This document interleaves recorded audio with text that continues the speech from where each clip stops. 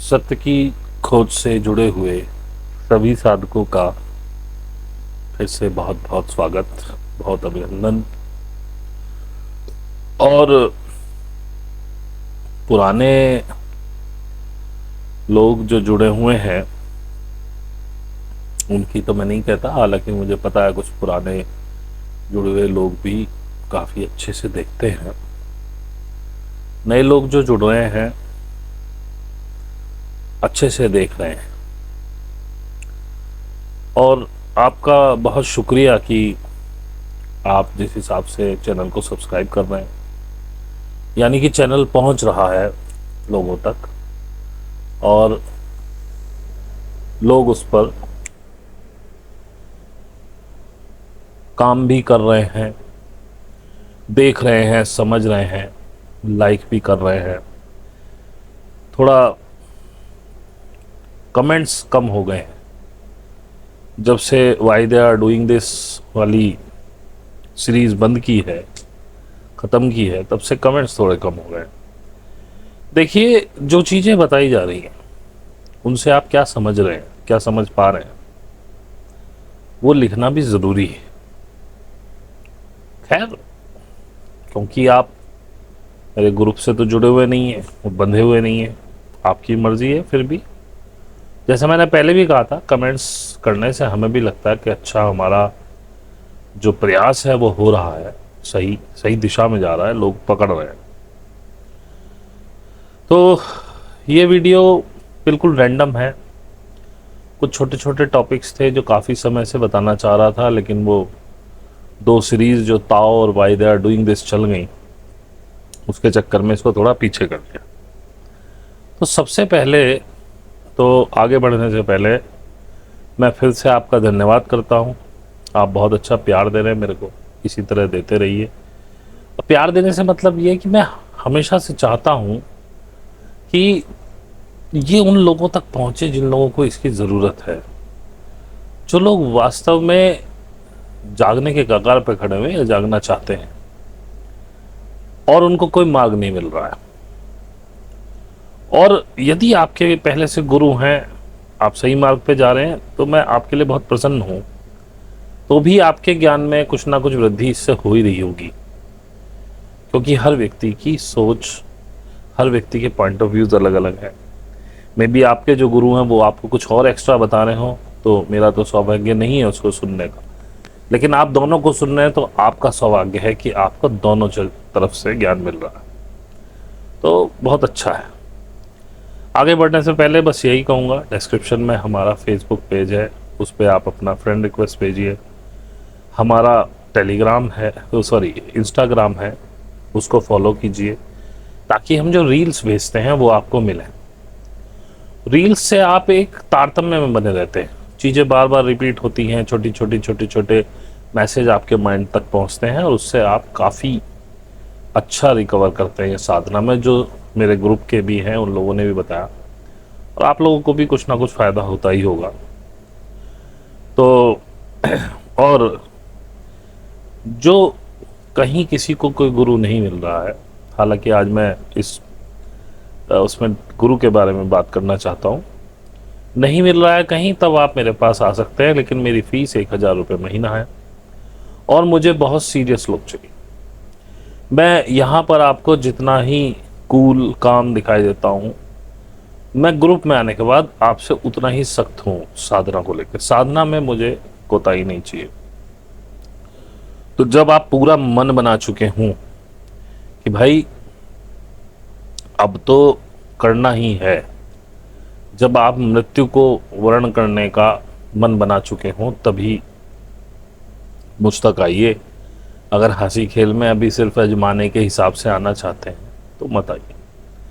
खैर, ज़्यादा लंबा नहीं करते, मेन बात पे चलते हैं। तो सबसे पहले मैं बात ही गुरु की छेड़ना चाहता हूँ। उससे पहले मैं आपको बता दूँ, मेरा बाल रखने का मन था इस बार, तो मैंने बाल बढ़ाए भी थे, परंतु साधना की कुछ विशेष परिस्थितियों के अनुसार बहुत ज़्यादा इस समय सिर में गर्मी रहती है और बालों से बहुत ज़्यादा प्रॉब्लम होने लगी थी। तो मुझे ये काटने पड़े। बाल ना होने से कम जब वो हीट निकलती है और उस पर हवा लगती है सर पे सीधी तो आराम रहता है। तो मैं सो भी नहीं पा रहा था, इसलिए मुझे बाल काटने पड़े। और ये कब तक काटने पड़ेंगे ये भी मैं नहीं कह सकता हूँ, लेकिन जब तक सर में ये गर्मी है तब तक तो रहना ही पड़ेगा। अब मुझे समझ में आया कि जो मॉन्क लोग होते हैं वो अधिकतर गंजे क्यों रहते हैं, और तिब्बत जैसी ठंडक में भी वो गंजे रहते हैं, क्योंकि हीट इतनी ज़्यादा निकलती है कि पूछिए मत। एक दिन इतनी बुरी हालत थी कि बहुत मोटी बर्फ़ का टुकड़ा मैं लगातार सिर पर मलता गया और मैंने वो ख़त्म कर दिया। उसके बाद भी बस मुझे थोड़ा आराम ही पड़ पा रहा था। खैर, ये बहुत आगे की बातें हैं। जब आप वहाँ तक पहुँचेंगे इससे डरना मत। जब तक आप वहाँ पहुँचेंगे आपको ये सब सहने की आदत पड़ जाएगी, क्योंकि जो आपको इसके बदले में मिल रहा होगा उसकी कोई तुलना नहीं है। थोड़े बहुत शारीरिक कष्ट, इसे आप ऐसे भी समझ सकते हैं कि जैसे कोई बच्चा स्त्री पैदा करती है तो प्रसव पीड़ा से गुजरती है, लेकिन वो बच्चा भी पीड़ा से गुजर रहा होता है। एक बहुत संकरे रास्ते से उसकी बॉडी बाहर आ रही होती है, उस पर बहुत प्रेशर होते हैं। और मैं इस समय दोनों ही दर्द महसूस कर रहा हूँ, प्रसव का भी और उस बच्चे का भी, क्योंकि मेरा पुनर्जन्म हो रहा है। खैर, आगे चलते हैं, बात करते हैं गुरु की। तो देखिए, यदि आपको स्वाद नहीं पता ना कि गुरु क्या होता है, आपने कभी, आप सदगुरु से मिले ही नहीं, किसी भी पुराने जन्म की कोई आपकी चेतना में कोई याद नहीं कि गुरु होता क्या है, सदगुरु कैसा होता है, कैसा फील होता है उसके सानिध्य में रहने का, तो आप कभी सदगुरु को नहीं पहचान सकते। सदगुरु आपको भाग्य से मिल जाए वो एक अलग मैटर है। इसीलिए आप देख रहे हैं जो ये भीड़ है, जिसे मैं चेतना विहीन लोग कहता हूं, जो ये चेतना विहीन लोगों की भीड़ है, ये किसी को भी गुरु मानने के लिए तैयार है। और जैसा जैसा शिष्य का कर्तव्य लिखा है शास्त्रों में, बिल्कुल वैसा ही ये करते हैं। गुरु कैसा भी हो इनका, इन्हें नहीं पता हमारा गुरु कैसा है। भाई, इन्होंने गुरु मान लिया तो वो भगवान से ऊपर हो गया। इसीलिए मैं हमेशा कहता भी रहता हूं अपने ग्रुप से, मैं भाई, मुझे कोई शिष्य कहलाने लायक व्यक्ति अभी तक नहीं मिला, और ये पाखंडियों के पास बहुत सारे शिष्य हैं, तो उसमें गलती किसी की नहीं है। क्योंकि जो चेतनाविहीन व्यक्ति है, जिसने कभी गुरु का स्वाद ही नहीं लिया है, वो तो गुरु के पास जाकर के और वही काम करने लगेगा जो उसको सिखाया गया, जो उसकी इस समय एक्टिव माइंड की चेतना में डाला गया है कि गुरु ये होता है, गुरु वो होता है, गुरु के साथ ऐसा व्यवहार करना चाहिए, गुरु की बात को ऐसे मानना चाहिए। अगर गुरु ने कुछ कह दिया, अपना सर्वस्व लुटा दो, लेकिन गुरु की बात की अवहेलना नहीं होनी चाहिए। गुरु सवाल नहीं पूछ सकते, गुरु ने जो कह दिया वो परम सत्य है, गुरु भगवान से भी ऊपर है। ये सारी चीज़ें मान करके आप किसी भी व्यक्ति, कोई थोड़ा सा, मैंने एक वीडियो भी शायद उससे पहले भी बनाया था कि आपने गुरु की एक ऐसी इमेज अपने अंदर डाल रखी है कि जो जरा पगड़ी वगड़ी पहने, गेरुए रंग की, थोड़े से मदारी पने के तिलक लगाए, कहीं त्रिपुंड लगाए या विष्णु तिलक करे, गले पे अलग बनाए, बाजुओं पे अलग बनाए, रुद्राक्ष की माला हो, तुलसी की माला हो, हाथों में तुलसी या रुद्राक्ष लपेटे हुए हो, कोई बाना डाला हुआ हो या नंगा हो, नीचे धोती होती पहनता हो, चाहे सफेद, हर एक गुरु के अलग ही आडंबर है। हर गुरु में एक अलग आडंबर, ड्रेस कोड वगैरह आपको मिलेगा। आप भी ऐसा ही चाहते हैं, आपको लगता है यही गुरु है और आप साष्टांग हो जाते हैं। आप बहुत भोले, आपकी प्रवृत्ति बहुत भोली, मनुष्य की प्रवृत्ति बहुत भोली।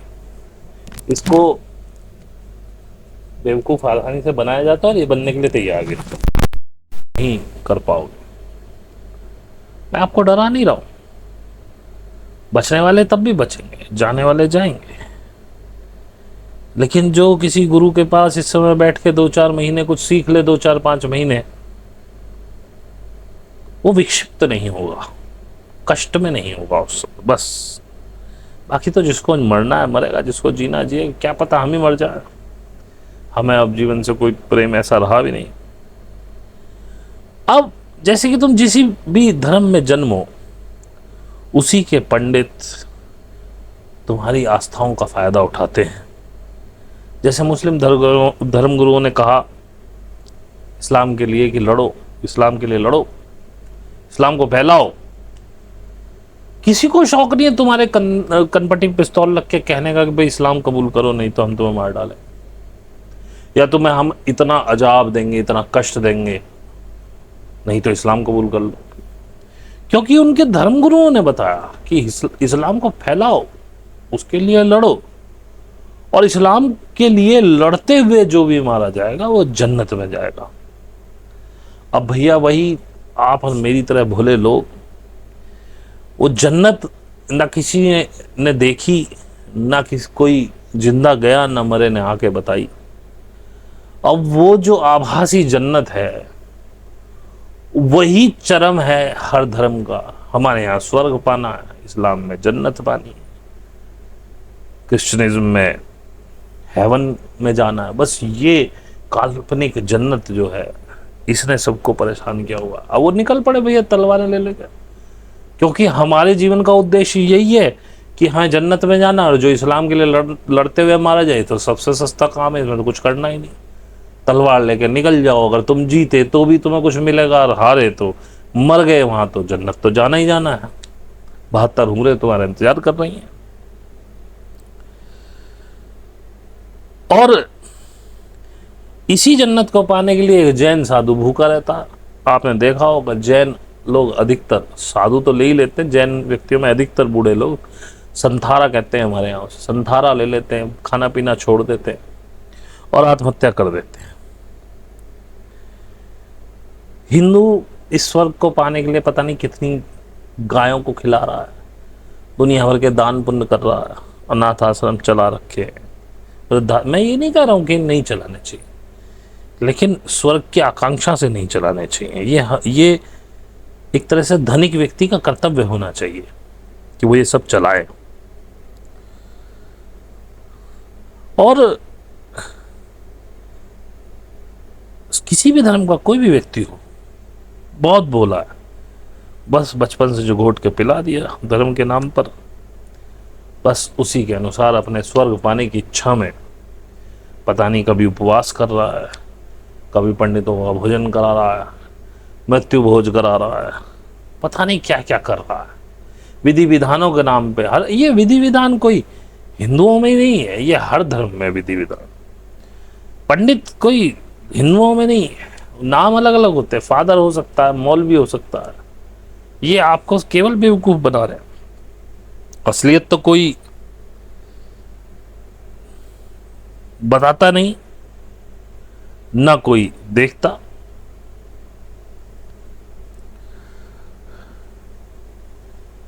और खैर ये गुरु वाली बात तो यही मैं समाप्त करूंगा, क्योंकि पहले भी मैं बोल चुका हूं इस टॉपिक पे।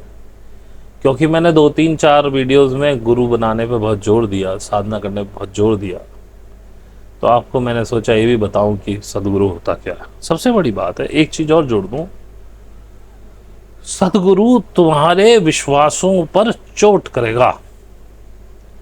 बुद्ध की बात याद आई। बुद्ध के पास एक व्यक्ति आया, बड़ा ही नास्तिक था।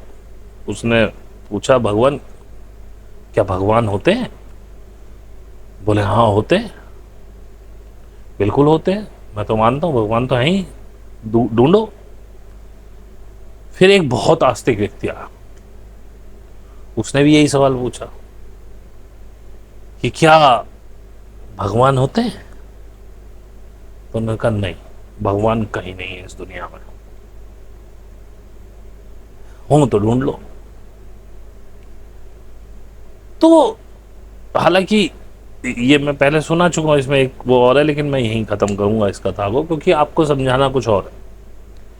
तो सदगुरु हमेशा आपकी आस्थाओं पर चोट करेगा, ताकि आप उस जकड़न को तोड़ के असलियत की तरफ जरा गौर करो, थोड़ा सा अपना मन लगाओ, थोड़ा दिमाग लगाओ। असलियत क्या है? मैं इसके पीछे भाग तो रहा हूं, वास्तविकता क्या है, भगवान है कि नहीं है, मतलब बुद्ध वाले उसमें बता रहा हूं। नहीं तो हर चीज में, जैसे मैंने राम को खोजा, कृष्ण को खोजा, महादेव को खोजा, मिले भी मुझे किताबों में, लेकिन किताबों में ही मिले। लेकिन उसके साथ मुझे इंद्र मिल गया, अग्नि मिल गया, वायु मिल गया। अब ये मत सोच लेना अग्नि में आग को कह रहा हूं, अग्नि एक व्यक्ति का नाम, वायु एक व्यक्ति का नाम है। अश्वनी कुमार मिल गए, अंतरिक्ष मिल गया, देवताओं की जगह मिल गई, पृथ्वी मिल गई, असुर मिल गए, नाग मिल गए, पता नहीं क्या क्या मिल गया। और जब ये सब मिल गया तो और क्लैरिटी बढ़ गई। वो मैंने सब आपको बताया, और मैं जितना मैंने पढ़ा उतना तो नहीं बता सकता। अब किसी को पूछना हो, कोई बात करे तो बात करें। खैर, इससे हटके एक बात और कह रहा हूं, जब भी तुम कुछ करना चाहते हो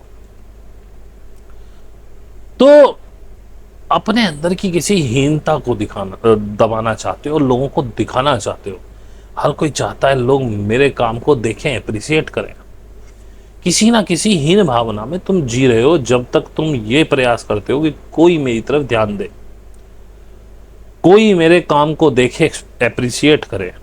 इसका मतलब तुम अपने अंदर किसी हीन भावना में जी रहे हो। जैसे कि एक शोध आया था कि जो लोग ज्यादा सेल्फीज लेते हैं और पोस्ट करते हैं, वो अंदर से, जिसे कहना चाहिए कि सेल्फ कॉन्फिडेंस बहुत कम होता है। जैसे मैं अपनी बताऊं, मैं कभी सेल्फीज नहीं लेता हूं, मैं कभी फोटोज वगैरह डालता नहीं। जो मेरे फेसबुक पे हैं, यहाँ तो मेरी मजबूरी है, वीडियो बनाना पड़ता, नहीं तो पीछे तो मैंने एक बार बिना वीडियो के, मतलब ब्लैक स्क्रीन पे बनाने लगा था। तो आपके अंदर कोई ना कोई हीन भावना है जिसको ओवरकम करने के लिए आप चाहते हो कि लोग मुझे देखें, मेरा को अप्रिशिएट करें।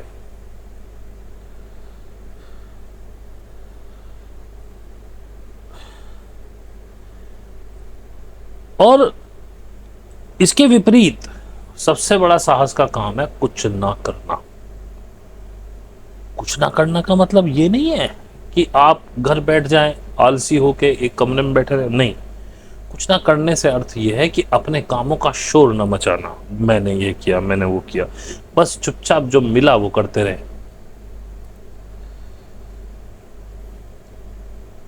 बस, और ये भी नहीं कि पागलों की तरह काम ही करते रहो।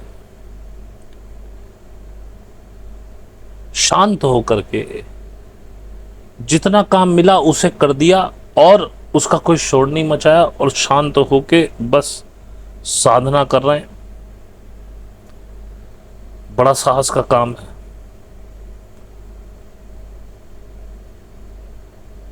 क्या कोई है जो विचारों को कंट्रोल करके ध्यान कर सके?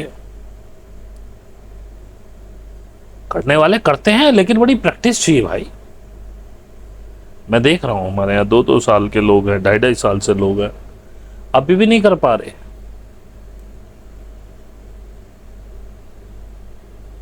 आतंक मचाना, शोर मचाना, इसमें कोई बहुत बड़ी बात नहीं। शांत हो जाना, ध्यान करना अपने विचारों पे, अपने ऊपर, बहुत बड़ी बात है। हर किसी के बस में नहीं। तो अगर खुद को जानना है, खुद से मिलना है, अपनी शक्तियां पानी है, तो साधना करनी पड़ेगी। मैंने पिछली वीडियो में बताया भी था कि किस तरह से मैंने केवल मानसिक अपने उससे वाइब्रेशन से, हृदय के वाइब्रेशन से अपनी फुंसियां ठीक कर ली। आज नहीं है, कहीं भी खत्म हो गई बिल्कुल। तब जब वो बनाई थी तब थी। तुम अपने बड़े से बड़े कष्ट मिटा सकते हो, लेकिन मैं आपको तरकीब भी बता देता हूं, लेकिन आप नहीं कर पाओगे, क्योंकि उससे पहले अपने विचारों पर कंट्रोल होना चाहिए। विचार उठे ही ना, उसके बाद मान लिया जाए जो हो गया सो हो गया। वो सीखना पड़ता है। एक बात और थोड़ी सी इसमें जोड़ दूं, जो मैंने देखा है और मेरे ग्रुप में भी कई सन्यासियों को ये महसूस हुआ है। तुम साधना में आगे बढ़ते हो तो अक्सर देखा है कि लोगों में भूल पड़ती जाती है, लोग भूलने लगते हैं। अब ये मेमोरी लॉस क्यों होता है? एक्चुअली ये मेमोरी लॉस है ही नहीं। तुम्हारी जो मैक्सिमम याददाश्त है वो तुम्हारे अहंकार की वजह से है। बचपन में जैसे 3-4 साल का बच्चा, 3-4 साल के बच्चे को याददाश्त नहीं होती क्योंकि उसमें अहंकार नहीं होता। उसे तुम पीट लो, मार लो, मैं गारंटी दे रहा हूं आप में से किसी को भी 4 साल तक की अपनी कोई बात याद नहीं होगी कि जब आप 4 साल के होंगे, क्योंकि आप में अहंकार था ही नहीं। और अहंकार नहीं होगा तो कोई बात आपको छुएगी नहीं है, जो छुएगी नहीं वो आपके माइंड में स्टोर नहीं होती है। ऐसे तो इसमें अनलिमिटेड स्पेस है, मतलब ये रिकॉर्ड करता ही रहता है आंखों कानों के माध्यम से सब कुछ, लेकिन वो आपको डिस्टर्ब नहीं करेगा। वो एक सील उसमें, अब पता नहीं है कभी हम निकाल पाएंगे मेमोरी या नहीं, और शायद ज़रूरत भी नहीं है, और शायद होती भी ना हो, ये भी कहना गलत है कि ऐसी होती होगी। लेकिन हाँ, जो जो घटनाएं आपके अहंकार को जिसने छुआ है, चाहे आप फर्स्ट आए हों, उस पर आपको प्राइज मिला हो, वो भी अहंकार है, आपके अहंकार को छुआ, आपका अहंकार पुष्ट हुआ। और चाहे किसी रिश्तेदार के सामने आपके फादर ने आपकी या मदर ने बेइज्जती कर दी, वो भी अहंकार है। अब अहंकार टूटा, आप हर्ट हुए।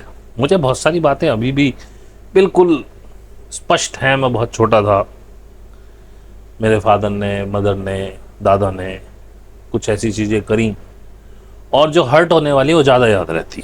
हालांकि याद वो भी रहती है जिसमें आपकी प्रेज हुई है। तो होता क्या है, जैसे जैसे साधना में आप आगे बढ़ने लगते हैं, एक समय ऐसा आता है जब आपका अहंकार तिरोहित होने लगता है, अहंकार टूटने लगता है।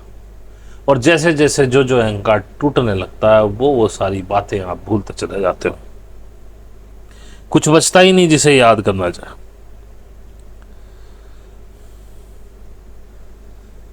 तो जब आपका अहंकार टूटने लगता है, अपना पराया कुछ रहता नहीं है, कोई सी बात से आप हर्ट नहीं होते हो, तो वो बातें आपको याद भी नहीं रहती।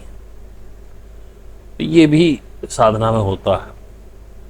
आजकल मैं देख रहा हूँ हमारे कुछ ग्रुप के साधक हैं, उनको गर्मी लगने लगी है। कुछ नए साधक हैं जिनको गर्मी लगने लगती है पर अभी साधना में लग रही है। बहुत से ऐसे जिनका पूरा शरीर जलता है, मेरी अभी भी पीठ जल रही है। तो ये तो भाई साहब झेलना पड़ेगा आपको आगे। और ये अच्छी बात है कि आपके साथ ये हो रहा है। कभी ठंडा भी लगता है, लेकिन अक्सर गर्म ज़्यादा लगता है, ठंडा कम लगता है। शुरू शुरू में ठंडा लगता है। और साधना कोई ऐसी चीज नहीं है जो आपको कुछ दे सकती है। ये सिर्फ आपको आपसे मिला सकती है, और यदि आप खुद से ही मिल गए तो फिर आपसे बड़ी कोई शक्ति नहीं। साक्षात ये पूरा ब्रह्मांड आपकी इच्छा पर चलने लगता है। वो स्टेज लेकिन पानी होती है। मैंने आपको पिछले वीडियो में बताया, आपने शायद why they are doing this part 6 में, कि कितने ट्रिलियन वोल्ट की बैटरी तो आपका ये शरीर है, इतना इलेक्ट्रोमैग्नेटिक फील्ड इसके अंदर है। अभी क्योंकि आप माइंड से काम करते हैं तो माइंड का इलेक्ट्रोमैग्नेटिक फील्ड बनाने की इतनी ताकत नहीं है उसमें। ना ही इलेक्ट्रिकल फील्ड बना सकता है इतना, ना ही इलेक्ट्रोमैग्नेटिक फील्ड बना सकता है। तो मैंने शायद आपको बताया भी था कि 100 गुना ज़्यादा इलेक्ट्रिकल फील्ड हार्ट पे बनता है, और शायद 5000 गुना इलेक्ट्रोमैग्नेटिक फील्ड बनता है माइंड से। और ये इतनी बड़ी बूम है कि आप पूरा ब्रह्मांड पलट सकते हो। रातों रात क्या, सेकंडों में आप अपनी टाइमलाइन शिफ्ट कर सकते हो। लेकिन ये आपको मैं बता दूं, जैसे मैं बता ही रहा हूं, अभी भी बता ही रहा हूं, पहले अपने हार्ट को फील करना होता है, पहले अपने हार्ट से जुड़ना होता है। पहले आपको ये समझ में आए कि क्या बात मेरे हार्ट से आ रही है, क्या मेरे माइंड से आ रही है। अब माइंड आपकी बॉडी, थॉट्स, मन सबको कंट्रोल कर रहा है। सबसे पहले अपने मन को कंट्रोल करना पड़ रहा है। मन पड़ता है। मन को कंट्रोल मतलब अपने थॉट्स पे कंट्रोल। सबसे पहला काम है थॉट्स पे कंट्रोल। उससे पहले आपको हार्ट की आवाज और माइंड की आवाज में फर्क करना सीखना होगा। वो भी आता है अपने आप, कोई खुद नहीं सीखता है। ये जब साधना के बाद आप ध्यान में आते हो, धीरे धीरे आप सीखने लगते हो, थॉट्स भी देखने लगते हो, आपको समझ में आता है कौन सा थॉट्स सही है, कौन सा गलत है। हार्ट की फ्रीक्वेंसी, उसकी आवाज़ आप सुनना शुरू करते हो। फिर जब थॉट कंट्रोल में होते हैं, हम जो चाहेंगे वो सोचेंगे।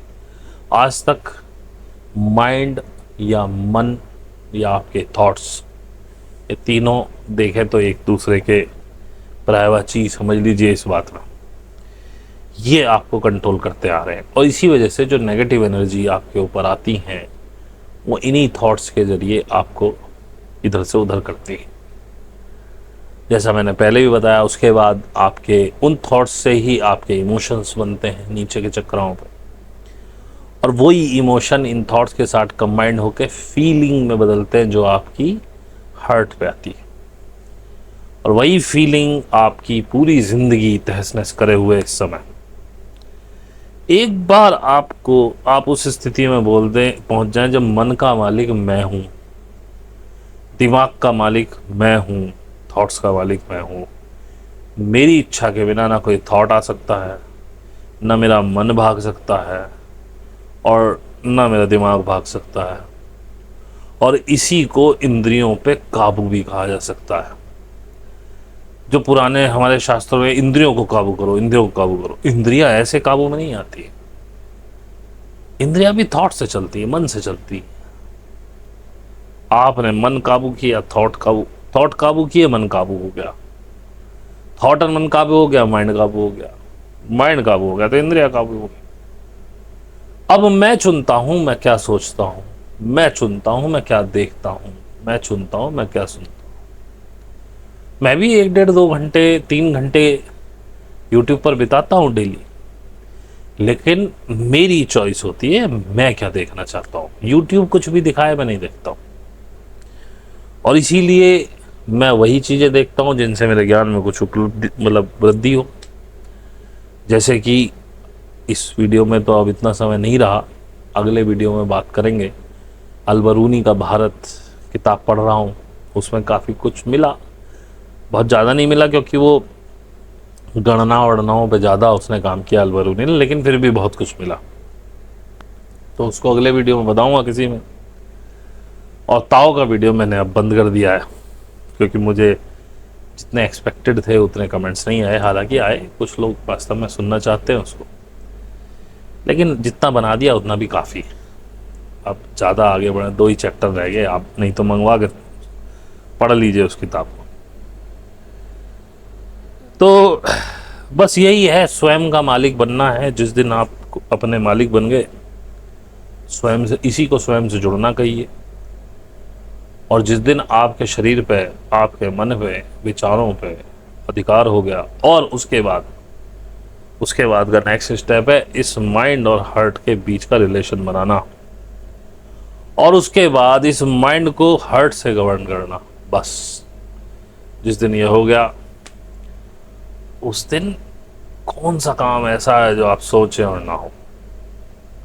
मैं कर रहा हूँ छोटे छोटे प्रयोग अपने साथ, और मैं देख रहा हूँ काफ़ी अच्छे पॉजिटिव रिजल्ट्स आ रहे हैं। और जिन लोगों ने समझा है उनसे यही कहूँगा, छोटे छोटे प्रयोग करके देखिए अपने साथ। जैसे जैसे वो प्रयोग आपके सक्सेसफुल होंगे, आपकी और इसमें श्रद्धा बढ़ेगी, अपने ऊपर विश्वास आएगा। तो इस वीडियो में इतना ही। यहाँ तक जो भी लोग रुके हैं, अगर उन्हें अच्छा लगा हो तो लाइक करें, कमेंट्स करें, सब्सक्राइब करें, और घंटी का बटन भी दबा दें ताकि आपके पास सारे वीडियो लेटेस्ट पहुँचते रहें। और वही डिस्क्रिप्शन में हमारी व्हाट्सएप, टेलीग्राम, ईमेल है। जो मुझसे सीखना चाहते हैं संपर्क करें। जो मुझसे बात करना चाहते हैं केवल उनके लिए 2,000 रुपये घंटा में मैं अवेलेबल हूँ, फ्री में नहीं हूँ। तो आप बात कर सकते हैं। और बाकी फेसबुक पे रिक्वेस्ट भेज दीजिएगा और इंस्टा को फॉलो कर लीजिएगा। बाकी आज की चर्चा यहीं समाप्त करते हैं। आपका बहुत बहुत धन्यवाद यहाँ तक जुड़े रहने के लिए। Thank you.